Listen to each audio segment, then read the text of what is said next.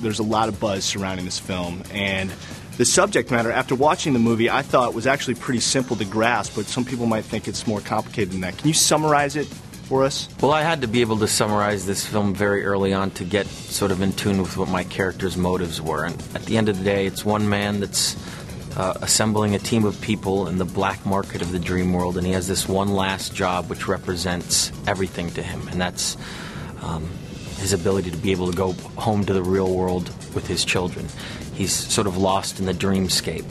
While you were asleep and potentially dreaming, did you become more aware that you were dreaming because you were so immersed in this project and therefore so immersed in the dream world? I think I was so incredibly tired from the film schedule that I don't even think I had a moment to interpret any dream that I had at that time. I mean, we shot for 5 months in 6 different locations, and we hit the ground running. You know, I tried to take a traditional approach to researching this movie and read books on dream analysis, Freud's book, and everything, but I realized this is Chris Nolan's dream world. Were you more attracted to the Memento style of his directing or the Dark Knight style? I think both. Certainly Memento and Insomnia were 2 films very early on with Chris that I paid a lot of attention to, because it's extremely difficult to get an audience emotionally engaged in characters when you have such complex story structures and you have such an intricate narrative.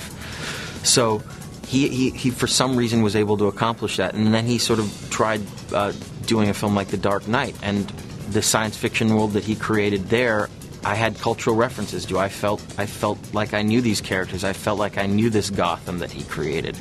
So he is a very unique type of filmmaker. You play a father, and obviously your kids, seeing your kids again is one of your major motivations, obviously. When you play a father in these films, what do you draw on your own father? I think that's something that's instinctually innate in all of us. You know, the caring for children and the love that a father would have for their own kids is something that you can automatically understand. And that's also my job as an actor, is to put myself in the head of those characters and try to understand what drives them, what motivates them, what they're emotionally affected by. And at the heart of this giant story is this man trying to get back to the only thing that he finds important in his life. And in doing that, he has to go through this giant sort of psychoanalysis to come to terms with his guilt and his nightmares and his dreams to be back in the real world. And that, you know, that concept, it has an immediate backbone there for the emotional arc of a character. It's a cathartic journey, and you get it. It's been 13 years now since Titanic, and I know you've said in the past that you'll never achieve that level of fame or success again. Does that, in a sense, free you up as an actor, as an artist, to explore whatever range you may have? It does, in a way.